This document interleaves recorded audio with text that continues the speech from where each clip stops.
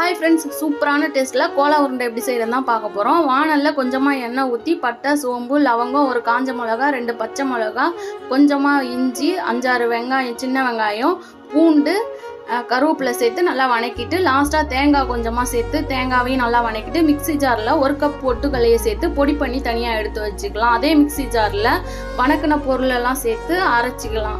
சிக்கனை எலும்பு இல்லாமல் சேர்த்து சிக்கனையும் மிக்சியில் போட்டு கொரகொரப்பாக அரைச்ச மசாலா கூட சிக்கனை சேர்த்து 1/4 ஸ்பூன் மஞ்சத்தூள், 1 ஸ்பூன் கரம் மசாலா, 1 ஸ்பூன் மிளகாத்தூள், கொஞ்சமாக உப்பு, பொடி பண்ண பொட்டுக்கல்லையை பாதி தான் சேர்த்துருக்கேன். தேவையான கொஞ்சமாக சேர்த்துட்டு உருண்டை பண்ணி ரெடி பண்ணி எடுத்து வச்சுக்கலாம். இதில் மைதா மாவில் லைட்டாக போட்டுட்டு பிரெட் க்ரம்ஸில் சேர்த்துட்டு காய வச்ச எண்ணெயில் பொரித்து எடுத்தோம்னா சூப்பரான டேஸ்ட்டில் சிக்கன் கோலா உருண்டை ரெடி.